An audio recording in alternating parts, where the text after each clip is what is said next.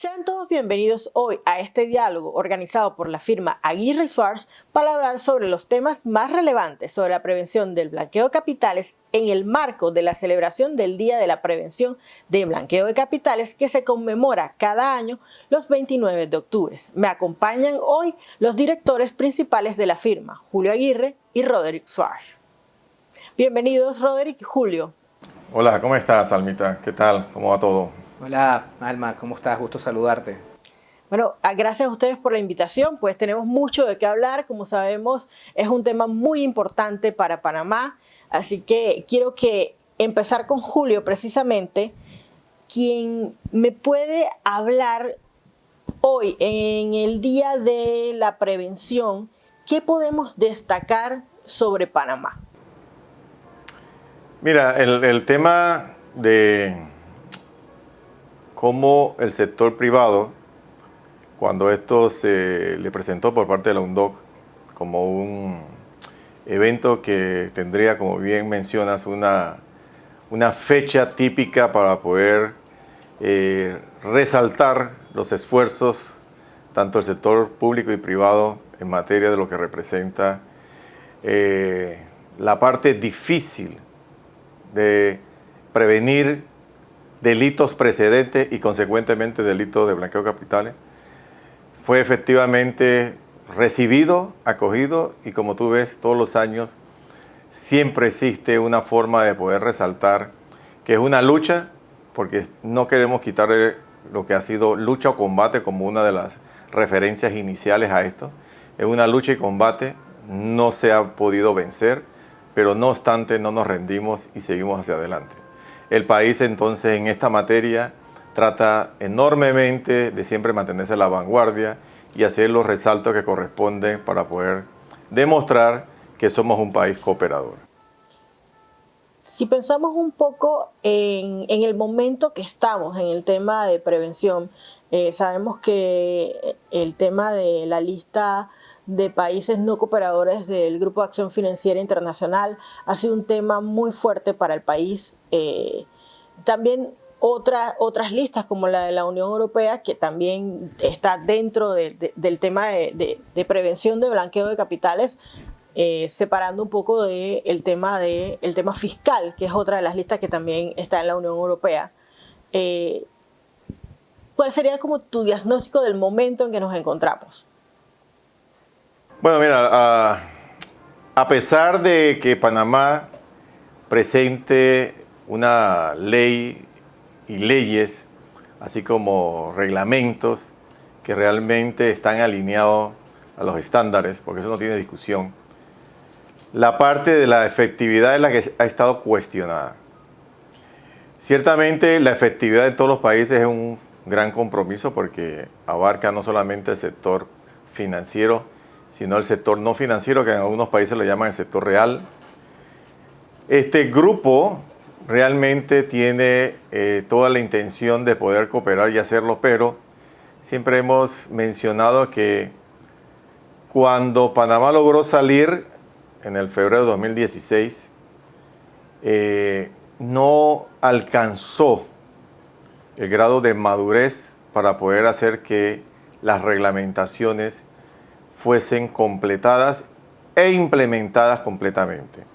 Haciendo pues que en el año 2017, que fue que se dio la revisión, basado en lo que es hoy día los resultados, fue y sigue siendo para mí muy castigador el hecho de lo que representa ser que no me diste la oportunidad de adecuarme.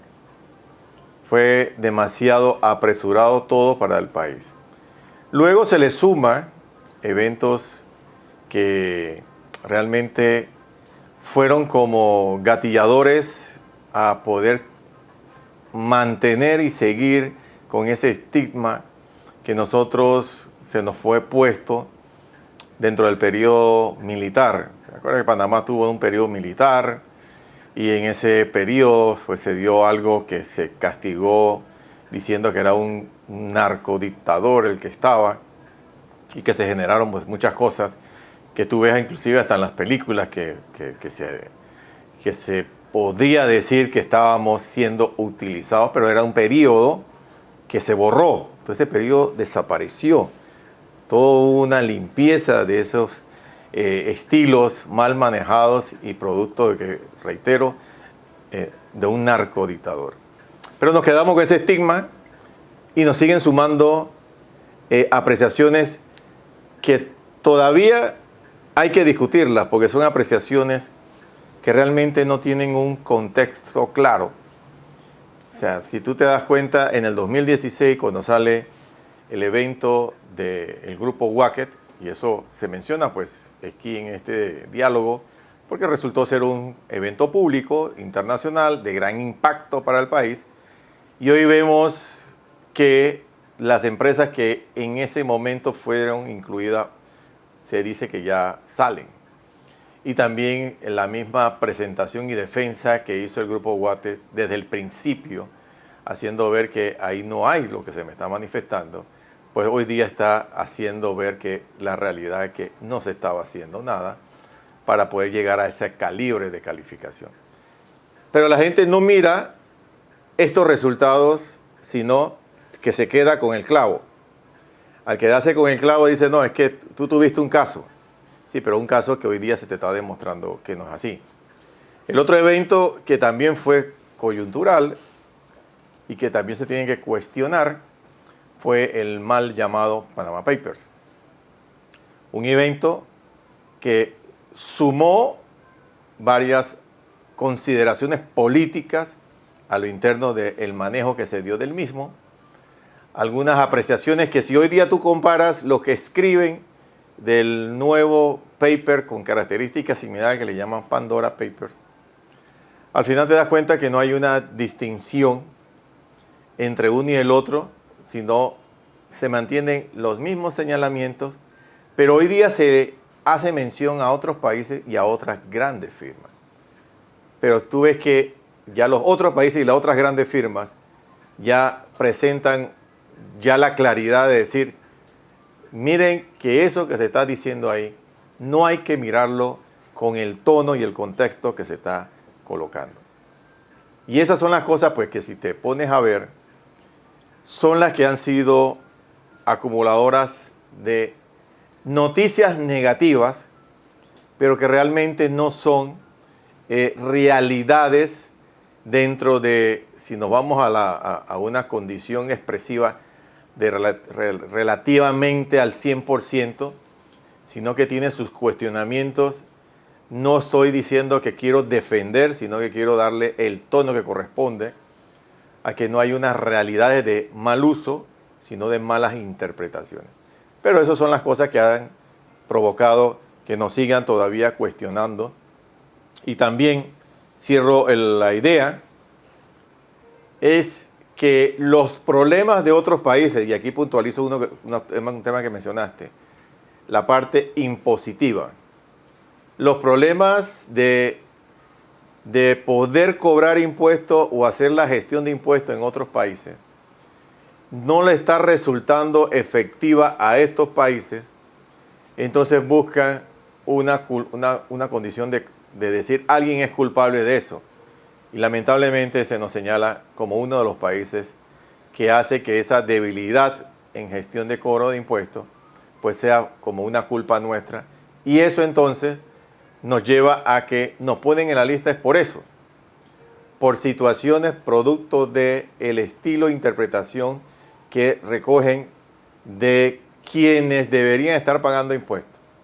Y yo he tenido muchas conversaciones y si tú te percatas el texto de este documento, y ahora Roderick puede hacer unos hincapié adicionales a esto, me hace mención de que hay información oculta. Y cuando tú comienzas a leer, te hace mención de la compañía, te hace mención de las personas que tienen esas compañías y te hace mención de algunos tipos de bienes que están alrededor de esas compañías. Entonces tú dices, bueno, si dicen que hay algo que se oculta, ¿de qué se oculta? Pues al final yo estoy leyendo y aquí están los nombres. ¿Dónde está la realidad de esa profundidad? Entonces también tú lees y dice que hablan sobre una persona muy famosa para los tiempos nuestros en la música, de Inglaterra, y de pronto dicen que esa persona abrió compañías y en esa compañía entonces tiene algún tipo de bienes, de cuentas. Pero hacen ver como si eso fuese malo. Eso no es malo.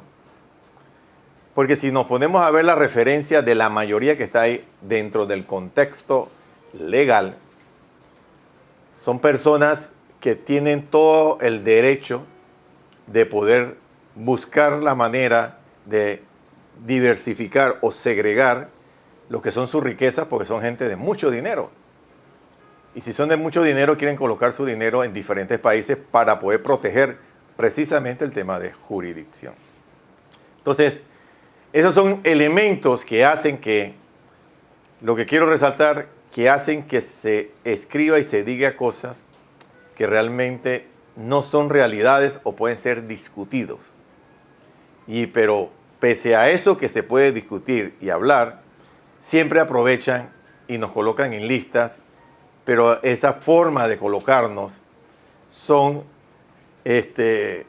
bajo presiones adicionales a las que uno dice, están mezclando, están revolviendo el tema específicamente.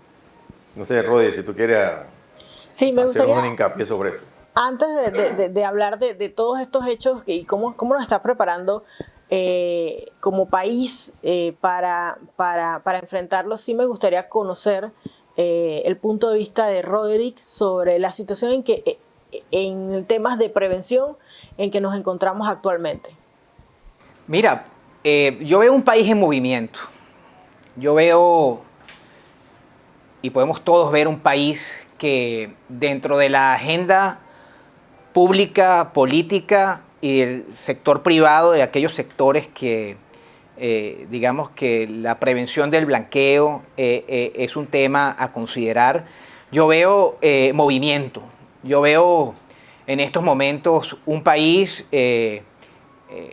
pues varias agencias del gobierno, del Estado, supervisores, reguladores y ministerios, coordinándose para ver cómo hacemos lo mejor para el país en términos de supervisión, en términos de prevención con respecto a los fintechs.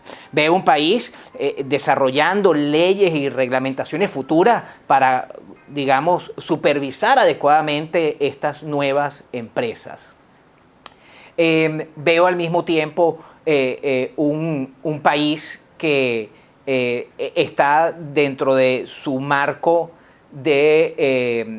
digamos, de leyes hacia los contadores públicos, contemplando de manera muy seria y muy profunda el rol del contador público en los temas de prevención y control para lo que es el blanqueo de capitales, el financiamiento del terrorismo y la proliferación de armas de destrucción masiva. Yo veo una Asamblea Nacional y debemos reconocer el esfuerzo de varios diputados que han hecho un estudio muy serio, comprendiendo la realidad que seguramente vamos a tocar más adelante sobre lo que es el fenómeno de la innovación, el tema del mundo cripto y cómo se ha dado la tarea de hacer estudios muy serios para comprobar y para compararnos con otras jurisdicciones con respecto al tema cripto, de manera de tener leyes que faciliten al país estar a la altura de la innovación, del momento, de hacer uso o el mejor uso a nuestra competitividad financiera, pero digamos normando adecuadamente estas nuevas oportunidades de negocio que puede brindar el país, para no descuidar jamás lo relativo a lo que es la prevención. Por lo tanto, yo sí creo que sin duda hay muchos temas que hay que, digamos, aterrizar. Creo que hay muchos temas que debemos, sin duda alguna, mejorar. Y yo creo que todos los países se encuentran en el mismo sitio. Yo sí creo que algunos pudiéramos tener algunas dificultades o situaciones con mayor fuerza que otros, pero yo creo que en el día de la prevención del blanqueo de capitales como día global, yo creo que Panamá tiene una clara, digamos, visión de que estos temas tienen que ser adecuadamente tratados y y yo veo que ese movimiento puede encaminarnos y orientarnos hacia ese destino. Sí, Roderick, has mencionado varias de las iniciativas que se están haciendo, de lo que se ha estado moviendo para ayudar al país en temas de la prevención. Sin embargo, seguimos en las listas, nos siguen haciendo señalamientos. ¿Cómo podemos interpretar esto? Bueno, yo creo que sin duda el país tiene algunos elementos, como Julio mencionó, que nos falta alcanzar el nivel de efectividad que se desea o que se quiere, de manera que las evaluaciones mutuas que nos realiza el Gafi y otros organismos puedan reconocer el avance para alcanzar la efectividad que se quiere, ¿no? Y bueno, yo creo que también eso es un proceso que no es de la noche a la mañana, es un proceso constante en donde hay que madurar algunas situaciones. Y también yo quiero decirles que así como debemos reconocer que hay cosas que nos faltan para alcanzar ese nivel deseado de efectividad, pues yo creo que también pues, el conjunto de listas, sin hablar de una en particular, es parte de la geopolítica que existe y del mundo, ¿no? Entonces yo creo que de alguna otra manera también las listas vienen a ser parte de esa forma de hacer política que, bueno, a algunos les toca o algunos momentos más difíciles que otros en un momento, ¿no? Eso es lo que yo podría agregar. Gracias, Roderick. Hace unos minutos, Julio, estuviste mencionando algunos eventos que han puesto Panamá en la mira, los más recientes como los Pandora Papers. Cuéntanos un poco cómo se prepara el país para responder y enfrentar estos retos que nos impone esta actualidad. Realmente ya el país tiene un plan. Y siempre se ha manifestado que ese plan que acordó el país con Gafi frente a lo que fue que representa ser compromisos adquiridos. Pero fíjate que hay que mirarlo fríamente. De nuevo, no es excusar, sino es dar realidades que están ocurriendo. Panamá entró a la lista en junio 2019. O sea, ¿quién entra también a ser el líder del escenario? Un nuevo gobierno. Entonces tú haces que un nuevo gobierno reciba semejante espectáculo y que tenga entonces que acordar o establecer un plan de acción. Entonces tú ves que el gobierno, entrando en lo que es su adecuación, tiene que entrar en lo que son tareas a seguir sobre esto. Lamentablemente, se te suma el 2020 como un año totalmente fuera de lo que son las realidades esperadas por cualquier país. No hay ningún país que tenía visualizado los niveles de afectación a una situación como lo que ocurrió el 2020. Y digo que no solamente en temas de salud, sino en la parte económica, socioeconómica, política de todos los países. Entonces tú agarras a un país entrando en gobierno que tiene de manera obligada que transportar su esfuerzo de gestión para hacerle frente a la situación de lo que se denomina la pandemia. Entonces tú ves a todos los ministros concentrados en cómo hacerle frente a esto. Los ministros que tienen que estar con esto, o sea, si tú ves, por ejemplo, la ministra de Relaciones Exteriores, ¿qué tuvo que hacer? Dirigir a darle atención al plan acordado o dirigir esfuerzos para poder llegar a lo que hoy día tú observas que es una situación favorable para el país, porque logró negociar con prontitud y efectividad tener vacunas para poder responder a la situación. Y súmale las otras cosas que van detrás de ese tipo de esfuerzo. Ves al ministro de Economía y Finanzas gestionando todo lo que son los eventos que tienen que ver con una situación política, económica, socioeconómica y de enfrentamiento de deuda, a situaciones para poder darle sostenibilidad a las familias y grupos familiares.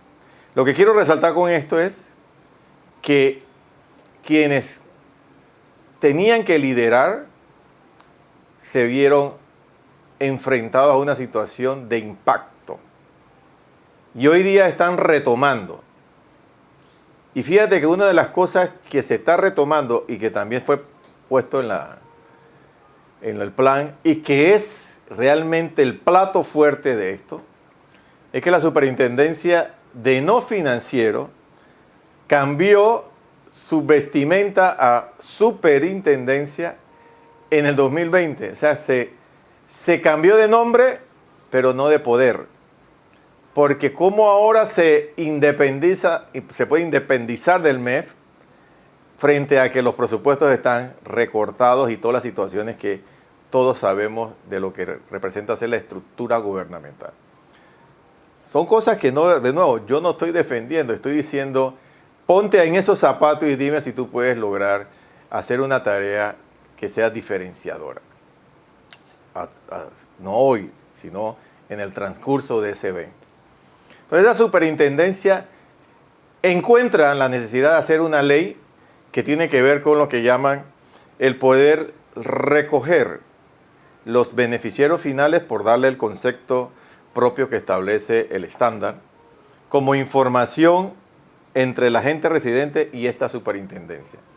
Esta superintendencia se va a convertir en un ente de administración de ese dato. Pero para hacer eso necesita tener toda la infraestructura tecnológica de soporte para hacerlo. También es difícil. O sea, no es solo crear la ley, sino hacer que se implemente.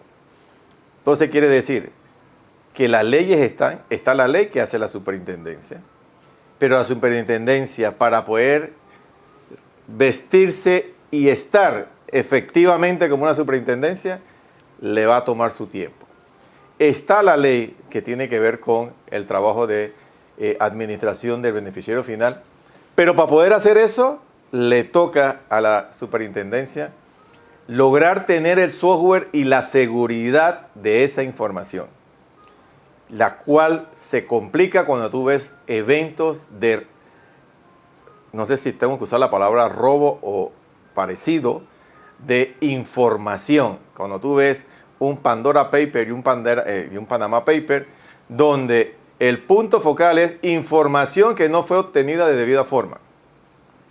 Entonces, si yo fuese el superintendente de No Financiero, por supuesto que tengo que cuidarme mucho de que esa información tenga el salvaguarda que corresponde.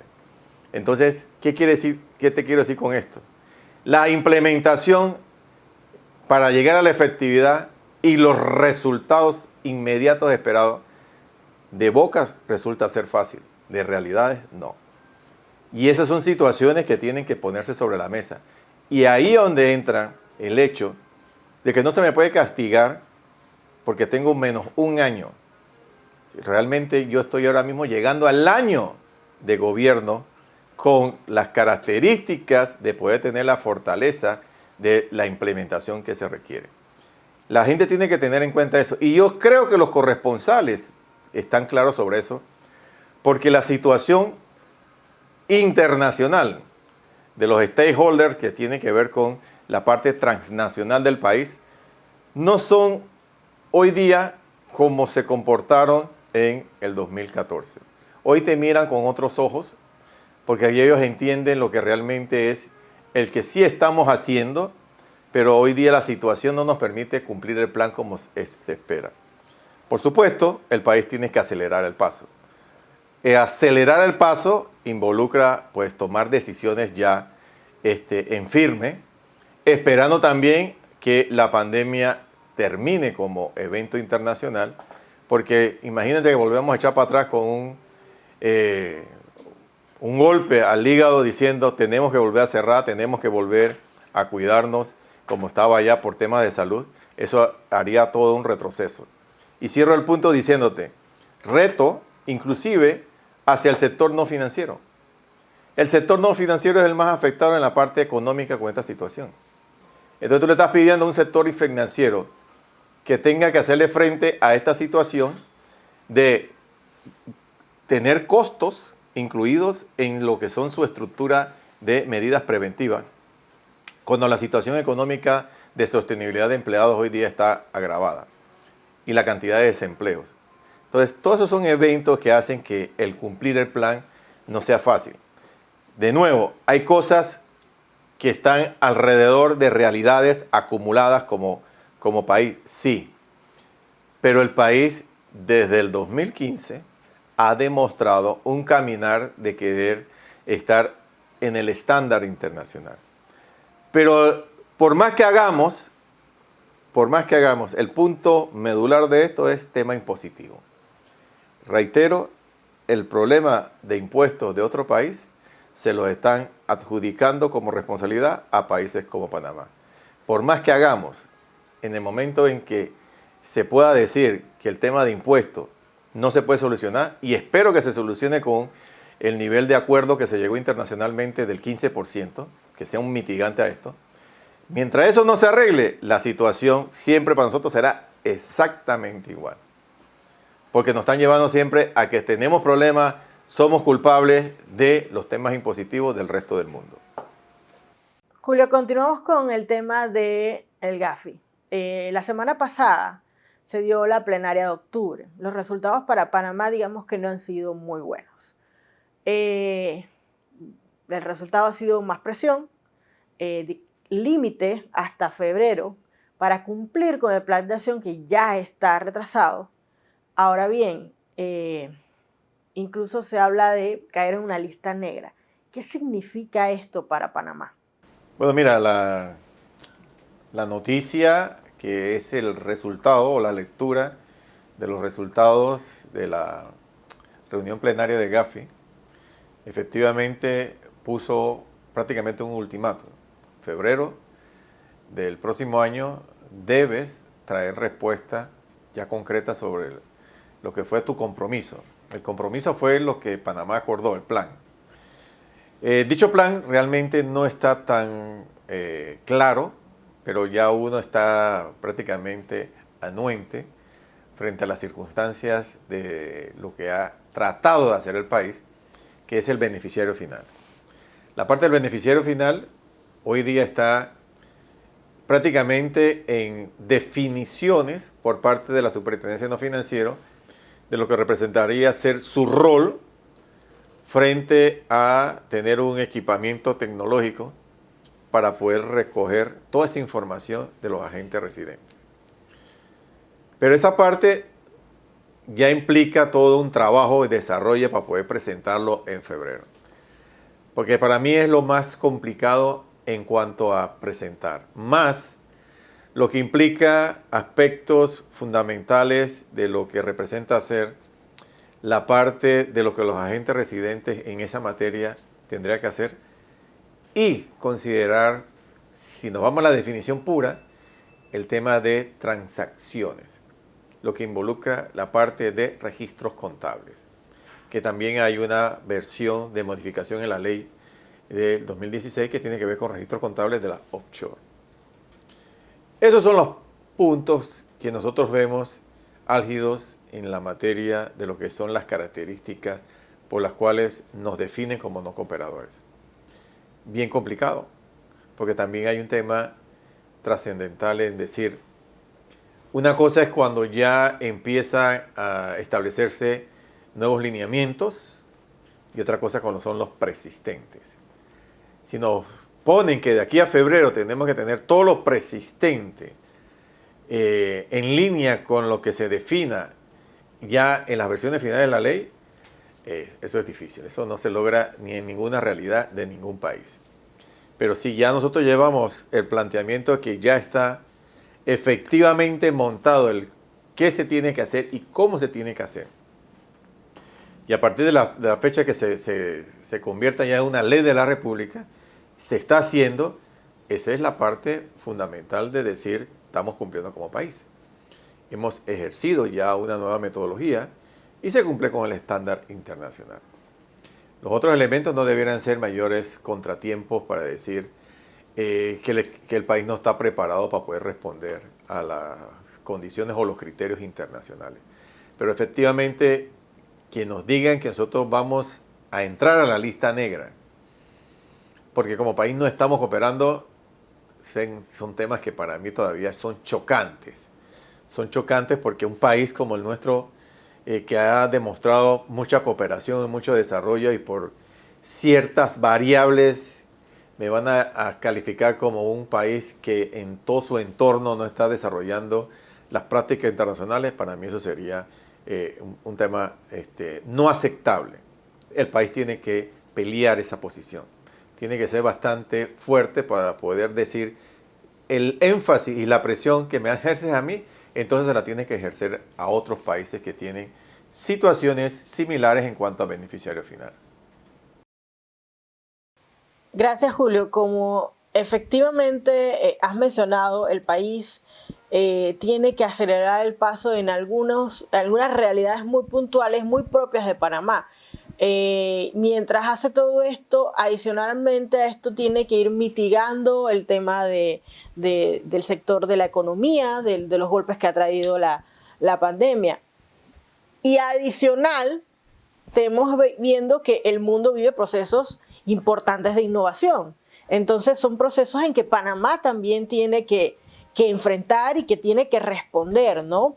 Tiene que estar preparándose. Entonces yo quisiera que aquí, Roderick, me ayudes un poco a conocer cómo afecta todas estas innovaciones y cómo se van incorporando al tema país, ¿no? Mientras vemos todo esto que está sucediendo, que también tenemos que atender.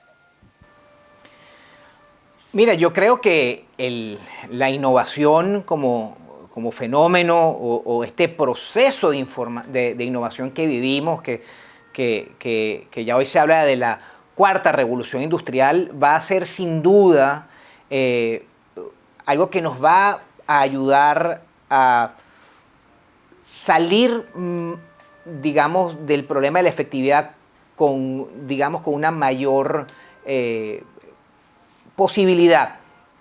Porque la innovación que estamos viviendo hoy, desde el punto de vista de lo que es la prevención del blanqueo, está generando consecuencias sumamente positivas. A ver, hoy en día la innovación permite unas comunicaciones, permite unas conexiones y permite el acceso a un universo de datos que va a permitir a los gobiernos, a las unidades de inteligencia financiera, a las instituciones financieras, a los supervisores, realizar, digamos, las tareas preventivas que a cada quien le corresponda dentro de su justa, digamos, posición, de una manera mucho más eficiente y mucho más efectiva.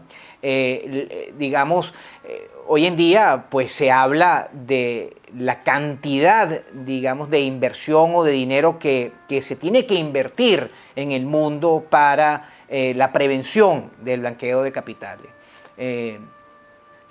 Cientos de miles de millones de dólares todos los años. Realmente esta innovación va a permitir, con sus costos, por supuesto, de transformación natural, a que podamos también pues, requerir menos presupuestos para alcanzar mayores y mejores niveles de efectividad y que finalmente pues, los resultados intermedios e inmediatos que busca el estándar internacional puedan ser alcanzados no solamente por Panamá, sino por el mundo. Porque, digamos, lo que hoy estamos viviendo o las oportunidades que la innovación hoy nos ofrece va a permitir hacer conocimientos del cliente y de contrapartes de una manera mucho más sencilla, mucho más eficaz, mucho más eficiente. Vamos a poder procesar mucha más información en menores tiempos. Vamos a tener lo que la innovación ha traído, la inteligencia artificial. Vamos a tener lo que llaman el aprendizaje automático, el aprendizaje profundo. Después lo que es la robotización automática de procesos.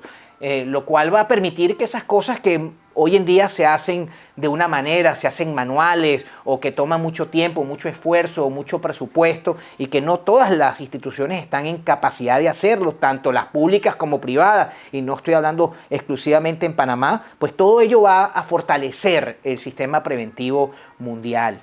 Yo creo que la innovación nos está llevando a algo fundamental que no existe o que, yo no quisiera decir que no existe, pero que sí realmente se ve muy afectado, que es la transparencia.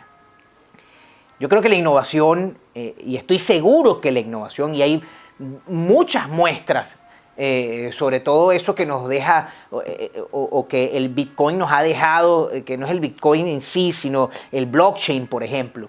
Eso nos está dejando la oportunidad de llevar a cabo transacciones en el mundo, tanto financieras como no financieras, de una manera mucho más transparente. Entonces eso va a permitir que las instituciones reguladas puedan ejercer su rol preventivo con mucha mayor eficiencia y efectividad. Eso va a permitir que los supervisores puedan llevar a cabo una supervisión con un enfoque basado en riesgo muchísimo más sencilla, muchísimo más oportuna, y de alguna otra manera con menores recursos, porque vamos a tener unas oportunidades que en el pasado eran impensables que podríamos tener. Por lo tanto, yo creo que la innovación y esta cuarta revolución industrial va a dejar, y creo que lo que viene es mucho más importante, cosas muy importantes para el mundo antilavado, en términos positivos, en términos de facilitar a todos aquellos que tienen un rol y un compromiso hacia la prevención, alcanzar niveles de efectividad muchísimos más notorios, en pro de un mundo mejor, porque realmente el blanqueo de capitales a veces se puede asociar como un delito que no es violento, pero detrás de él hay una cantidad de manifestaciones ilícitas o de crímenes que sí lo son y están afectando la vida de muchísimas personas en el mundo. Por lo tanto, yo creo que estamos en un momento donde las cosas están cambiando a una gran velocidad y que creo van a traer extraordinarios beneficios para todos aquellos que forman parte en la cadena de la prevención del blanqueo de capitales, el financiamiento del terrorismo, la proliferación de armas de destrucción masiva, la corrupción, la evasión fiscal, todo eso va a permitirse, y yo creo que lejos de estar buscando culpables o señalando unos países contra otros sobre los temas fiscales o los temas de los crímenes financieros, yo creo que el Pandora Papers ha demostrado lo que no se permitió que se demostrara con los mal llamados Panama Papers, que el problema es global, el problema no es de Panamá, el problema no es la creación de una compañía, porque con la compañía no haces nada, la compañía tiene que ir a un banco, abrir cuenta y debe permitir transacciones en esos bancos y en esas jurisdicciones. Por lo tanto, yo creo que la innovación va a permitir dar respuesta, y será esa respuesta mucho mejor si todos aquellos que participamos nos ponemos de acuerdo en pro de la efectividad de los sistemas preventivos. Rodri, quiero seguir contigo porque mencionaste un tema muy importante y bueno, ya hemos hablado algo sobre esto, y es el tema de las criptomonedas. Mencionaste el Bitcoin ligado a la innovación. ¿Cómo ves que se prepara Panamá para enfrentar estos riesgos que tiene el mundo de las criptomonedas? Sí, la innovación y las cripto se interrelacionan de manera muy notoria, ¿no? Yo creo que Panamá ha comprendido la necesidad de entrar en este mundo, de regular adecuadamente el mundo de las cripto, de facilitar que las instituciones financieras, las nuevas instituciones financieras o fintechs, que los supervisores pues puedan jugar un rol adecuado para permitir que esa innovación entre en el país, fortalezca nuestro sistema financiero, nos permita seguir o poder ser más competitivos, porque realmente, yo creo que hay genuinas preocupaciones sobre el mundo de las cripto, ¿no? Pues cuando uno empieza a entender un poco sobre el tema, pues las grandes preocupaciones de los países están en lo que es la estabilidad financiera. Sí, yo creo que las preocupaciones son genuinas. Otro tipo de las preocupaciones es la integridad del mercado. Cuando se habla del Bitcoin y su anonimidad o su secretismo, yo creo que hay genuinas preocupaciones alrededor de ello. Sin embargo, y por eso creo que se ha satanizado a un nivel un poco a veces más de lo necesario. Yo creo que digamos, una actividad de criptomonedas, y el cripto no es Bitcoin. El cripto no es Bitcoin. Hoy en día podemos ver manifestaciones del mercado en cuanto a trance de monedas y por supuesto que Bitcoin sigue siendo el gran protagonista, pero ya no estamos hablando de hace 10 años. Sí es muy cierto, hace 10 años había una importantísima actividad ilícita asociada al intercambio de los Bitcoin y otras criptomonedas, pero hoy completamente diferente al mirar el tamaño de capitalización de mercado, la cantidad de transacciones, los volúmenes transados, las diversas cantidades de monedas. Yo lo que siento es que, al igual que Panamá, es que hay una decisión inequívoca de regularlo. Ya yo estoy viendo eso y lo veo con muy buenos ojos, porque antes veía mucha intención, es más bien de no permitirlo.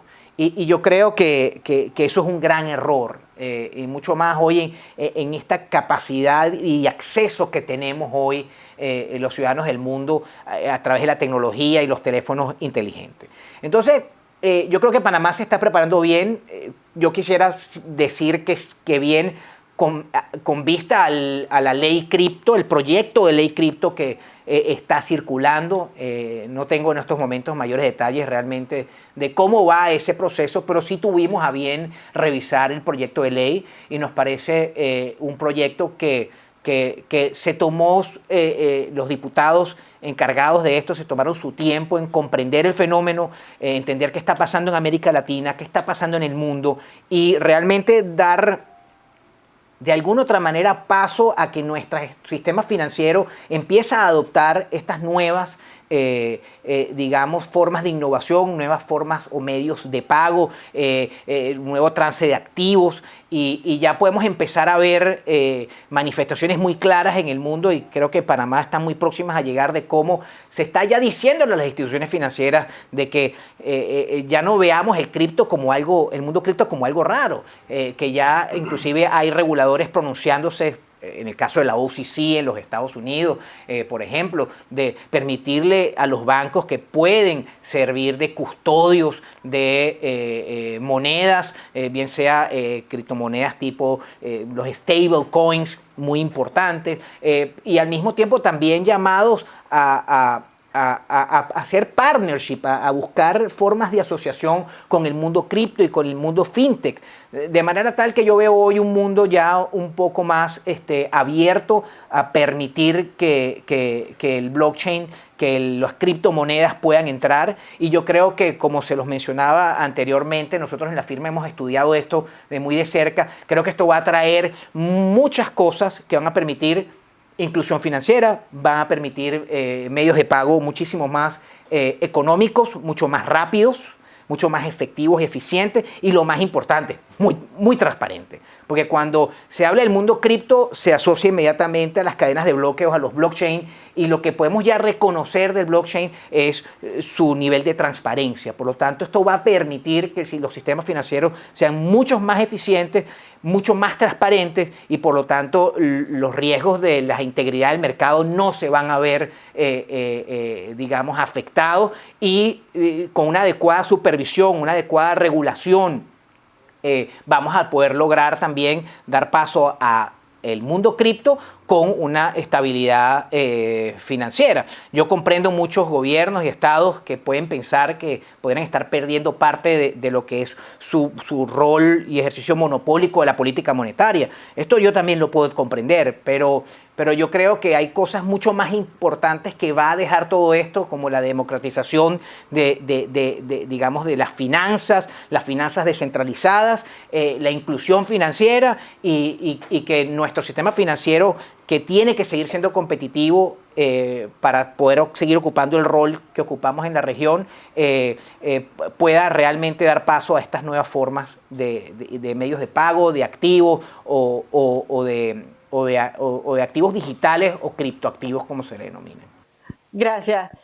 Justamente quiero seguir con el tema de innovación, pero más allá de innovación tecnológica, me quiero ir para la parte de la innovación de los delitos que están detrás del tema de prevención de blanqueo de capitales. Estamos acostumbrados a relacionarlo con el tema de blanqueo de capitales. No sé si les pasa igual que a mí, que yo pienso una vez en temas de sustancias ilícitas y este tipo de cosas. Sin embargo, tanto el mundo ha cambiado, también los delincuentes, y han encontrado otras formas.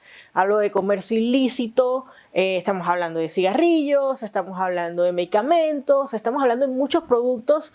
¿Cómo se está preparando el tema para atender, digamos, estas nuevas modalidades, ¿no? A ver si Julio nos ayudas un poco con esto y qué deben tomar en cuenta, digamos, las personas encargadas del tema de prevención ante estos nuevas modalidades, digamos. Bueno, mira, definitivamente, rescatando un poco lo último de la pregunta,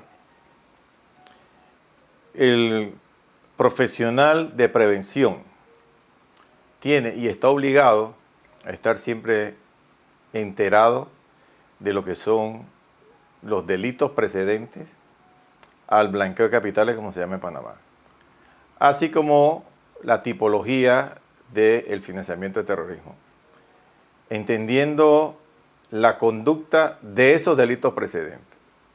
Pues ahí es donde se desprende que la exigencia de nuevos cambios, por ejemplo, en la ley 23, Asamblea, que incorpora un artículo que, fíjense que ese artículo que de la forma en que se antepone al inicio del capítulo 1 del título 5 de la ley 23, es basado en el concepto evaluación de riesgo.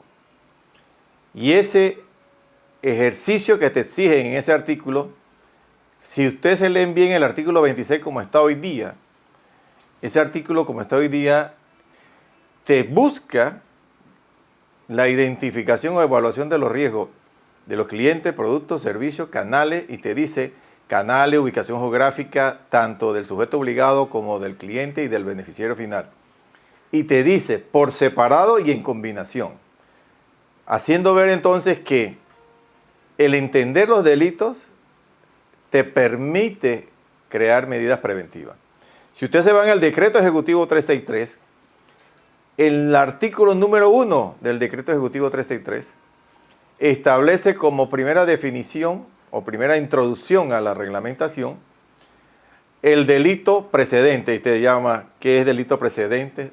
Entiéndase que el blanqueo de capitales es tal cosa, y te comienza a decir. El capítulo número 2 te habla y te introduce a la parte de evaluación de riesgo. Y el capítulo número 3 de dicho decreto te establece lo que es el enfoque basado en riesgo.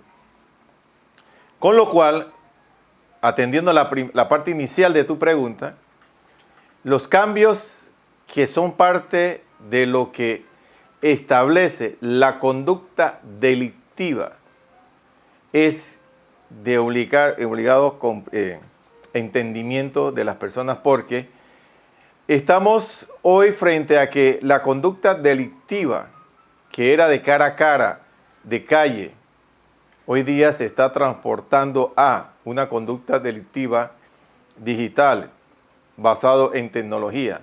Ese elemento, ya yo he visto que en algunos códigos penales se incorpora el hecho de distinguir la parte informática como la comprensión propia de lo que son los delitos. Pero lo que representa ser una conducta, no en todo está dentro de esa amplitud, pero no obstante ya son realidades. Fíjense, un ejemplo para que se agarren y se lleven la idea. Ya hoy día está el tema de delito financiero como un delito precedente al blanqueo de capitales en Panamá. Pero ese llamado a delito precedente tiene una conducta y es uno de los delitos que abarca delitos simultáneos: fraude, información confidencial, insider trading. Te crea unos delitos dentro del concepto de delito financiero.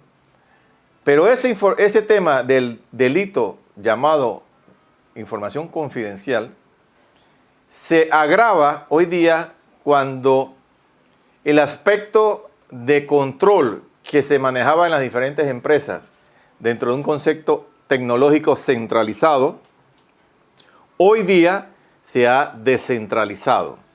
¿Basado en qué? Que las personas, en vez de estar trabajando en un edificio basado en el concepto de control de la data, hoy día la mayoría de las personas está trabajando en sus hogares o en lugares alejados de lo que es la concentración o grupos. Ese manejo descentralizado hace que la tecnología quede en una condición de vulnerabilidad, lo cual traduce a que el delito de información confidencial hoy día tiene fuente de reconocimiento distinta que se da en virtud de personas que pueden estar cerca de ti mientras tú trabajas, hablas, conversas o ves información y puede utilizar mañana esa información para los efectos de poder hacer mal uso de ella. Quiere decir entonces que ejemplos como este, que alcanza una conducta diferente, es la que tú tienes que hoy día ir reconociendo. Como el cambio provocado por el estilo de trabajo llamado teletrabajo, el cambio tecnológico, el tema de digitalizar expedientes, de manejar información con los clientes, atender a los clientes de una manera virtual, hace que tu escenario delictivo de complicidad pudiese agravarse. Con lo cual, se llama entonces a que si el funcionario responsable de la parte preventiva reconozca que en la medida en que las autoridades incorporen la conducta delictiva a las nuevas realidades, no te libera del hecho de que la conducta, mientras el delito esté tipificado, la conducta esté señalada, la distinción tecnológica o no puede ser un llamado de atención o no, dependiendo de las circunstancias. Pero lo que sí tiene que saber es que el comportamiento de lo que representan ser el sujeto activo del delito, hoy día es diferente en función de la tecnología. Por lo tanto, estar a la vanguardia es de obligación tanto a la parte económica, financiera y de la conducta delictiva. Eso hoy día es de total obligación. Muchas gracias, Julio.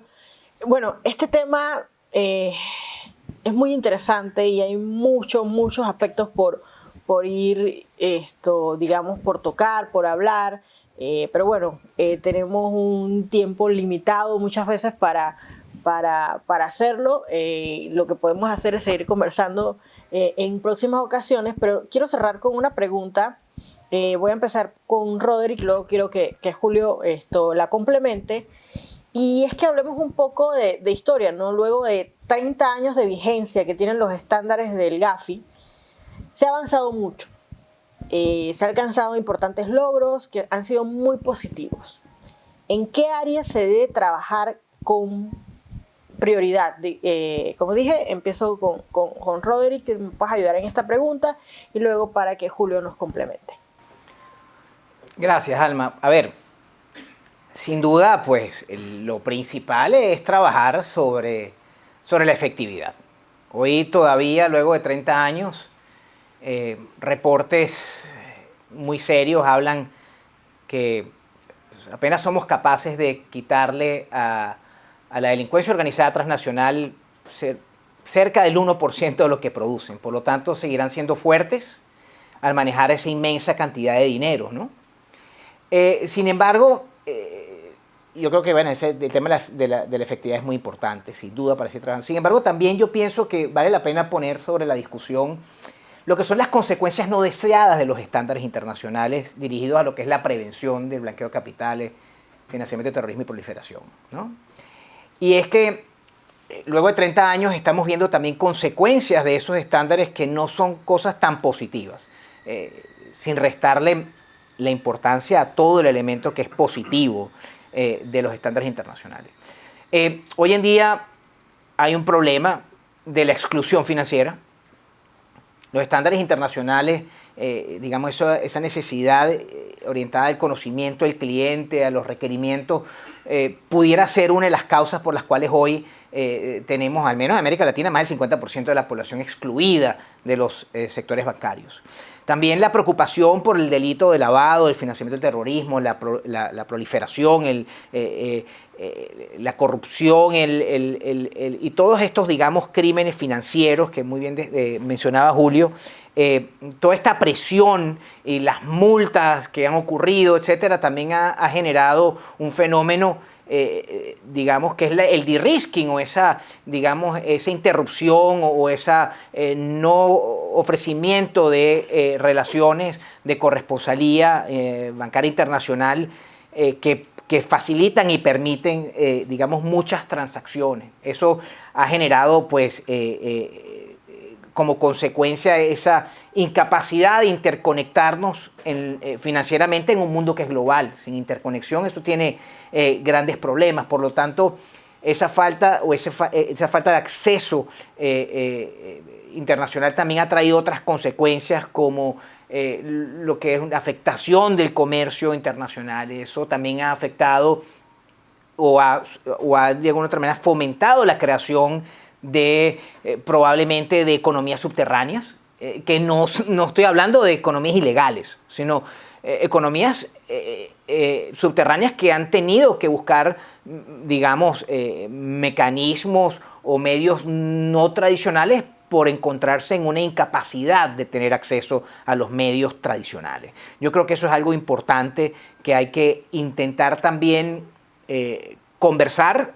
Ya el Gafi hoy lo reconoce, que hay consecuencias no deseadas de los estándares y esto hay que atacarlo también, de manera que el proceso hacia la efectividad, el proceso a poder ser más efectivos y poder contrarrestar las capacidades de las organizaciones de delincuencia organizada, poder ayudar a los sistemas de justicia en su rol conjuntamente con los ministerios públicos de perseguir penalmente importantes delitos como por ejemplo la corrupción y todos los demás problemas o delitos que se asocian como delitos precedentes al lavado.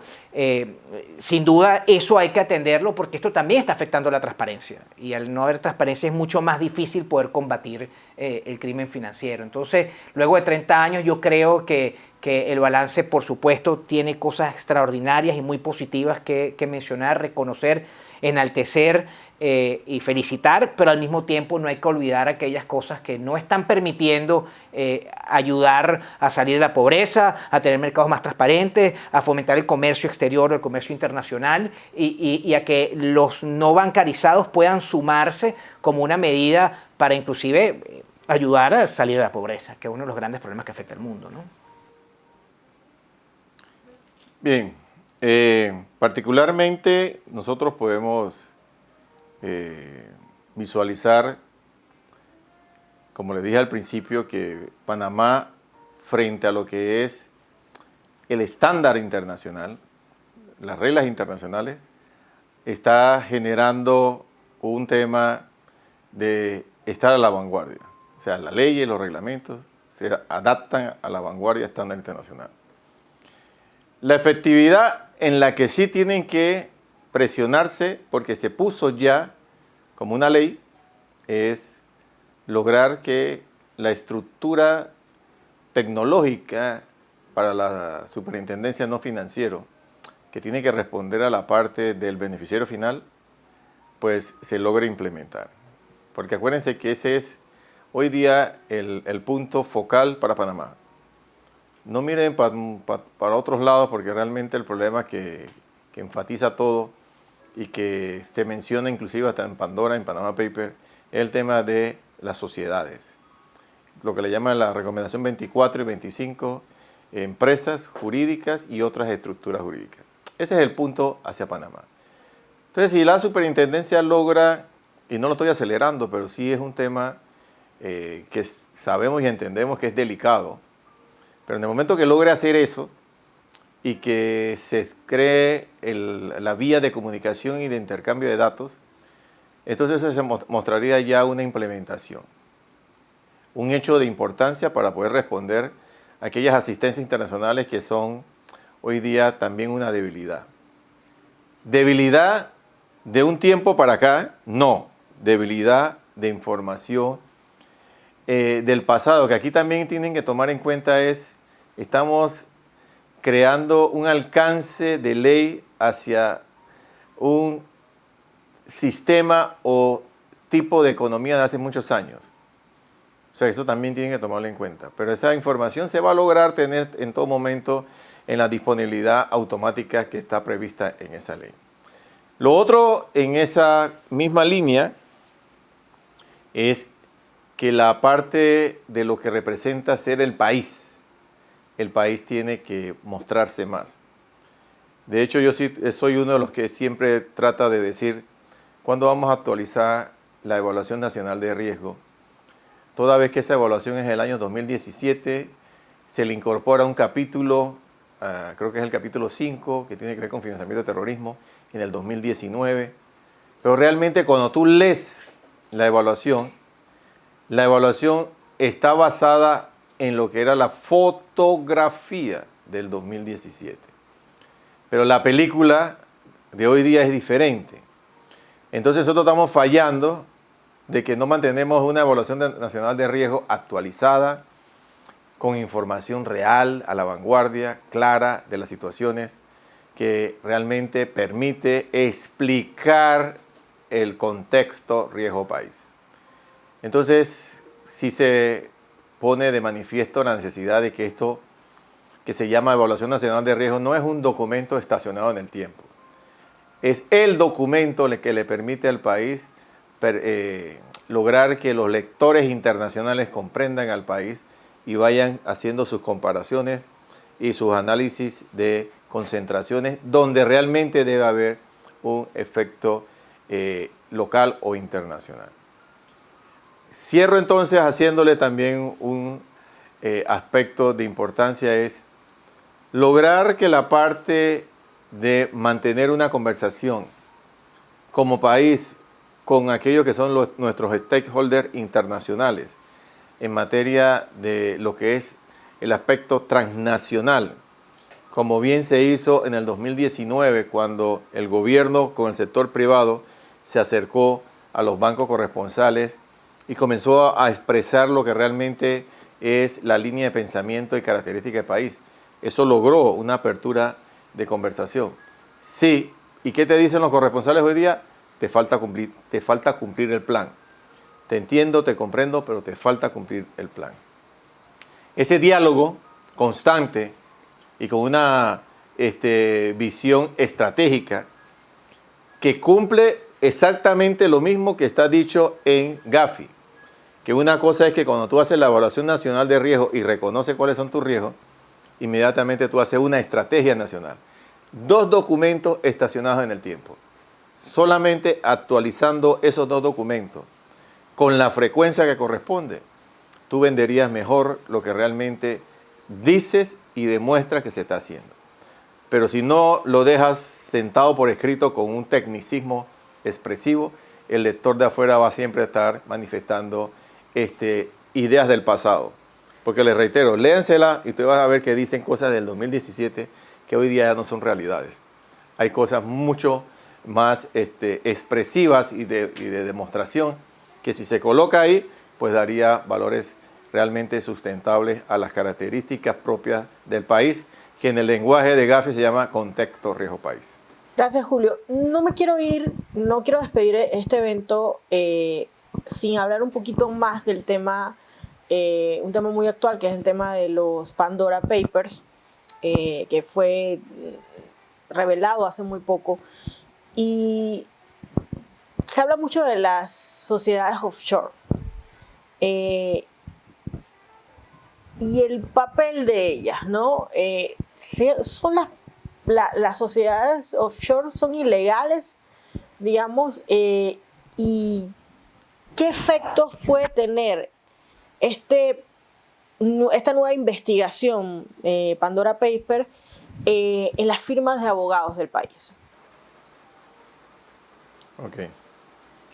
Bueno, mira, importante la pregunta para poder hacer el hincapié de que el tema escrito, el tema de hace muchos años en materia de lo que son sociedades, jamás usted van a poder ver algo escrito por el momento que diga que eso es ilegal. No es ilegal. El constituir una empresa para poder responder a necesidades de una persona natural o de otra empresa es una necesidad libre de poder utilizarse. Y ustedes han visto que no solamente en Panamá, en Estados Unidos y en otros países, con toda la condición del derecho puro, la ofrecen. O sea que no es ilegal. El concepto offshore tampoco es ilegal.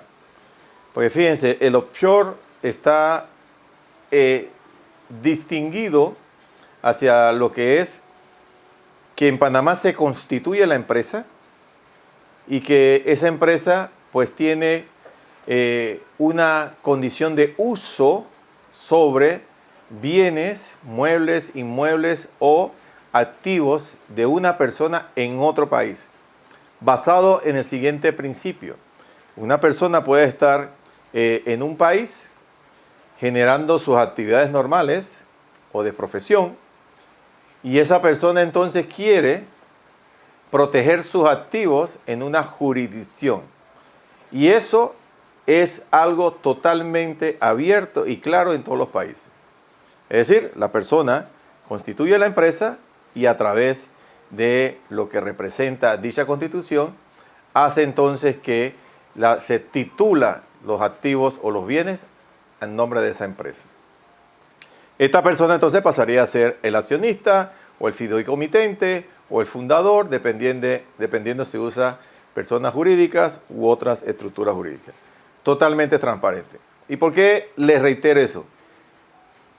Lo que es la recomendación 24 y 25 del GAFI, si usted se la lee, ahí te habla de la presencia de esos vehículos, de esos tipos de estructuras. O sea que te está diciendo, sé que existen y sé que son legales. O sea, si no fuesen así, no te lo pueden referenciar como una actividad que necesita tomar medidas preventivas, porque eso es lo que representa ser la recomendación 24 y 25. Es un señalamiento a la transparencia de dichas empresas u estructuras jurídicas. Eso es lo que dice la recomendación 24 y 25. Si ustedes se van a algunos papers que existen ya por parte de Gafi, Gafilat, hoy día ustedes se leen en Gafilat y hay unos 2 papers específicamente dirigidos hacia lo que son beneficiarios finales. Y cuando ustedes leen ahí, te hablan de las sociedades y te hacen expresión de las offshore. Hay uno reciente del año pasado de Gafilat que tiene un ejemplo. Cuando ustedes se leen el ejemplo, ahí te dice empresa constituida en el país A, que la persona la utiliza en el país B, y te hacen la referencia basado en lo que les expliqué yo hace un momento. Y te dicen, lo que pasa es que necesitamos que el país A se preocupe del uso de la empresa en el país B. Eso es lo que te están diciendo. O sea, no te están diciendo que sea ilegal, sino que lo que te están pidiendo en términos del estándar y las peticiones de los diferentes países es que quieren que el país que emite las empresas ejerza un rol de mayor tipo de información y documentación en cuanto a el uso de la empresa.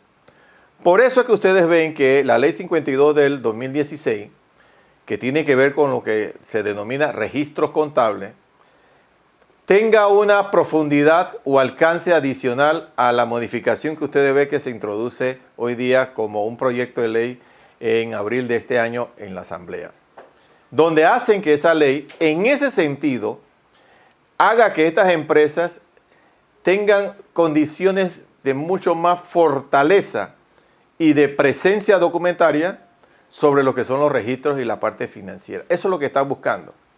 Les reitero que si fuesen ilegales, no hubiese una ley para poder decir lo que se necesita en adición sobre las mismas. Esto quiere decir que respuestas no son ilegales, son totalmente legales. Lo que se está cuestionando es aquella información y documentación que los otros países hoy día están requiriendo de esas empresas porque sus ciudadanos están dándole un mal uso conforme a la referencia que ellos están diciendo. Entonces, en consecuencia, la parte de lo que representa estas empresas hay que saber explicarla, hay que saber identificarla y hay que saber entonces cuál es la necesidad de los otros países para que entonces Panamá, frente a esa necesidad, como apoyo y cooperación, y resalto cooperación porque es el por qué nos tienen en lista, porque dice, necesitamos que tú cooperes más, cooperes para ayudarnos. No es porque tú estás haciendo algo malo, sino porque necesito que hagas más cosas para cooperar con nosotros que necesitamos más información. Gracias, Julio. Bueno, por temas de tiempo no podemos seguir conversando de tantos temas interesantes como lo hemos venido haciendo, pero sí me gustaría que dieran un mensaje final para todos los que nos están viendo en este momento y para todas aquellas personas que de alguna forma son parte de toda la estructura para la prevención del blanqueo de capitales.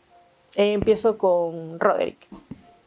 Muy oportuno. Yo creo que hay gente que todos los días, desde su puesto de trabajo, como oficiales de cumplimiento, como personal de la primera línea de defensa de las instituciones financieras, como oficiales de los cuerpos de seguridad del Estado, como los investigadores y los fiscales del Ministerio Público, los jueces, magistrados, el gobierno, pues yo creo que hay que mandarles un saludo y reconocer pues los esfuerzos que han hecho y que han venido haciendo.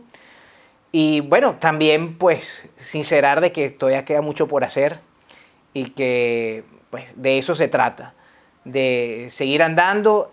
Nosotros en AS, en Aguirre y Schwartz, somos estudiosos y apasionados del tema y siempre podrán contar con nosotros de cualquier manera y en cualquier medida para apoyar y para alcanzar mayor efectividad, mayor eficiencia en todo esto. Así que nuestros mejores deseos en el Día de la Prevención para todos ustedes.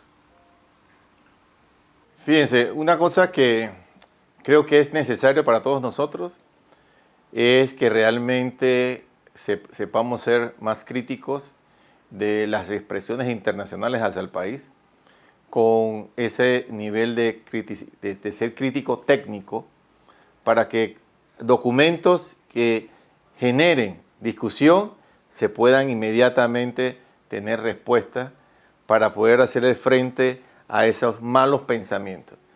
No nos vayamos con la corriente sin realmente estar claro de lo que representa para los efectos el trabajo que se ha hecho.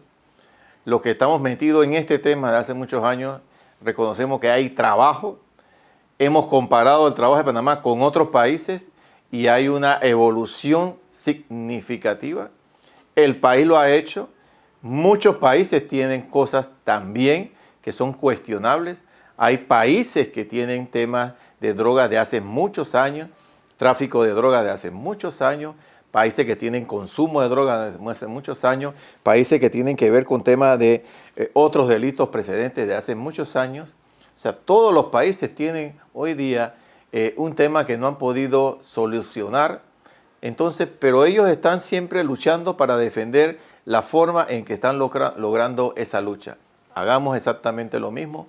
Seamos un equipo para poder lograr entonces transmitir, tanto público y privado, que en materia de prevención el país está a la vanguardia, que si hay situaciones, pues que se reconozcan y que se tomen las medidas disciplinarias o legales que se requieren.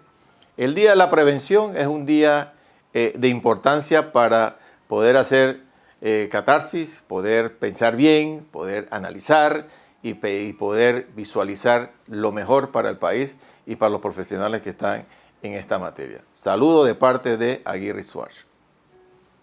Gracias. Por mi parte, me queda solo agradecer a Julio y a Roderick por invitarme una vez más a conmemorar con ellos el Día de la Prevención de de la prevención de blanqueo de capitales. A todos ustedes que nos han acompañado hoy y bueno, en este diálogo que ha sido tan interesante con temas tan importantes para el país. Los invito también a seguir las redes sociales de Aguirre Research, que se las estamos dejando aquí en la parte de abajo de la pantalla. Así que será hasta la próxima.